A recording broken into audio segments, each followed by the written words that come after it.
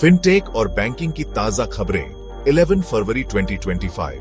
नमस्कार दोस्तों, स्वागत है आपका फिनटेक गुरु पर। आज हम बात करेंगे 11 फरवरी 2025 की फिनटेक और बैंकिंग क्षेत्र की प्रमुख खबरों के बारे में। जानेंगे कौन सी कंपनी ने कितना फंडिंग जुटाया, आरबीआई ने क्या नया ऐलान किया है और बाजार में क्या हलचल है। तो चलिए शुरू करते हैं।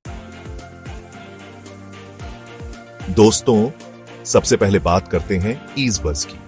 ईज़बज़ एक उभरता हुआ फिनटेक स्टार्टअप है जो अपने ग्राहकों को बेहतरीन पेमेंट सॉल्यूशंस प्रदान करता है।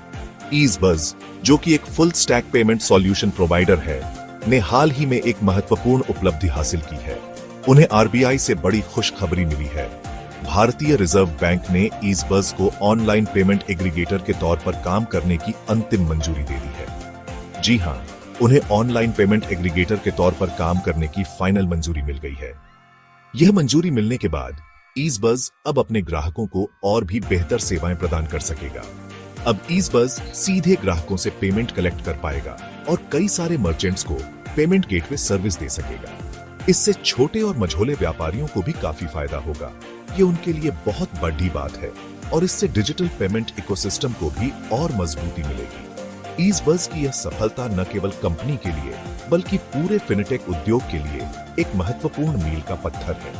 इससे डिजिटल पेमेंट्स को और भी अधिक प्रोत्साहन मिलेगा और ग्राहकों को सुरक्षित और सुविधाजनक पेमेंट विकल्प मिलेंगे। ईज़बज़ की इस उपलब्धि से यह साबित होता है कि भारतीय फिनटेक कंपनियां भी वैश्विक स्तर पर अपनी पहचान बना रही हैं।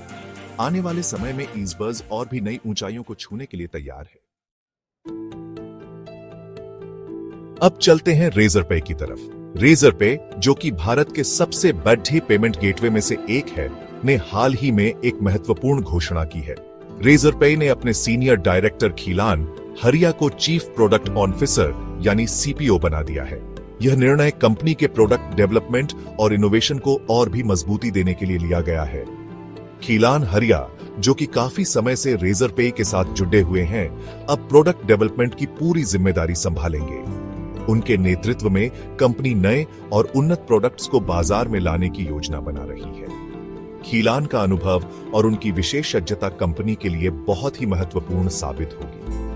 उन्होंने पहले भी कई महत्वपूर्ण प्रोजेक्ट्स को सफलतापूर्वक पूरा किया है और अब वो रेजरपे के प्रोडक्ट्स को और भी बेहतर बनाने के लिए तत्पर है। भारत और साउथ ईस्ट एशिया में रेजरपे के प्रोडक्ट्स को और बेहतर बनाने का काम अब उनके हाथों में होगा। खीलान हरिया का लक्ष्य है कि कंपनी के प्रोडक्ट्स को न केवल भारतीय बाजार में बल्कि अंतर्राष्ट्रीय स्तर पर भी एक नई पहचान मिले। उनके नेतृत्व में रेजरपे अपने ग्राहकों को और भी बेहतर सेवाएं प्रदान करने के लिए प्रतिबद्ध है। फाइनेंस की दुनिया में फंडिंग की खबरें तो आती रहती है। हर दिन कोई न कोई स्टार्टअप या कंपनी अपने नए फंडिंग राउंड की घोषणा करती है। इसी कड़ियाई में रूपी फ्लो, जो कि एनआरआईज के लिए बैंकिंग और इन्वेस्टमेंट को आसान बनाता है, ने भी अपनी सफलता की कहानी लिखी है। उन्होंने प्री-सीड फंडिंग में $1 मिलियन जुटा लिए हैं। यह फंडिंग उनके लिए एक महत्वपूर्ण मील का पत्थर है जो उनके भविष्य के विकास को गति देगा।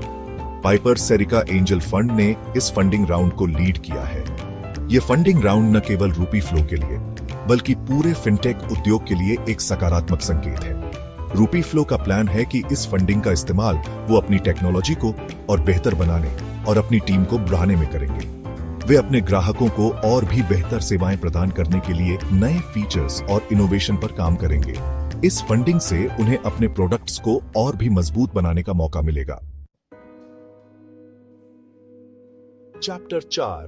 दोस्तों, अब बात करते हैं एक बड़े अधिग्रहण की।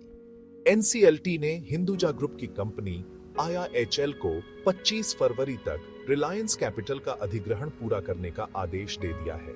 यह मामला काफी समय से कोर्ट में चल रहा था और आखिरकार अब जाकर इसका फैसला आया है। चैप्टर 5। आरबीआई ने हाल ही में ब्याज दरों में 25 बेसिस पॉइंट की कटौती की है। इसका असर बैंकों और एनबीएफसीज पर भी देखने को मिलेगा। एक तरफ जहां बैंकों की नेट इंटरेस्ट मार्जिन पर थोड़ा दबाव बढ़ेगा, वहीं दूसरी तरफ एनबीएफसीज को लिक्विडिटी की चुनौतियों का सामना करना पड़ सकता है। चैप्टर 6। एक अच्छी खबर यह है कि निजी क्षेत्र की परियोजनाओं के लिए बैंक फंडिंग में बढ़ोतरी देखने को मिल रही है। कोटक म्यूचुअल फंड के अनुसार पिछले कुछ समय से इसमें 20% की सालाना बढ़त देखने को मिल रही है। चैप्टर 7। लेकिन एक चिंता की बात यह भी है कि भारतीय निजी बैंकों का मानना है कि आर्थिक मंदी की वजह से छोटे और पर्सनल लोन पर डिफॉल्ट की आशंका बनी हुई है। उनका अनुमान है कि 2025 के मध्य तक यह स्थिति बनी रह सकती है। चैप्टर 8। वित्त मंत्री निर्मला सीतारमण ने साफ कर दिया है कि सोने की नीलामी के नियमों का उल्लंघन करने वाले बैंकों और एनबीएफसीज पर सख्त कार्रवाई की जाएगी। चैप्टर 9। इंश्योरेंस सेक्टर में भी एक नया अपडेट आया है। पॉलिसी बाजार ने एचडीएफसी लाइफ के साथ मिलकर एक नया टर्म इंश्योरेंस प्लान लॉन्च किया है। इस प्लान की खास बात यह है कि इसमें 100% क्लेम एश्योरेंस की गारंटी दी जा रही है। चैप्टर 10। अब चलते हैं इंटरनेशनल फिनटेक की दुनिया में। प्लेड, जो कि बैंक अकाउंट्स को फाइनेंशियल ऐप से जोड़ता है, वो 300 मिलियन से 400 मिलियन डॉलर की फंडिंग जुटाने की तैयारी कर रहा है। चैप्टर 11। घाना की फिनटेक कंपनी एफिनिटी ने भी 8 मिलियन डॉलर की सीड फंडिंग जुटाई है। Affinity mobile money best market में अपना विस्तार करना चाहती है।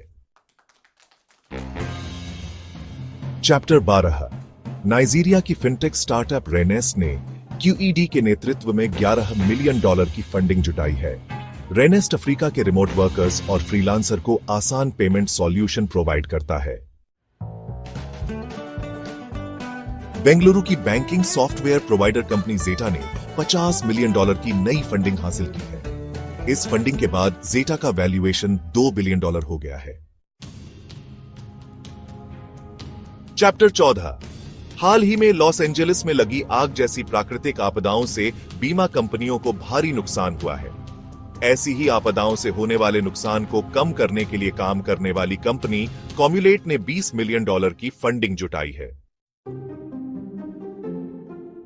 चैप्टर 15। एक्सपर्ट्स का मानना है कि आरबीआई की अगली ब्याज दर कटौती अप्रैल में हो सकती है।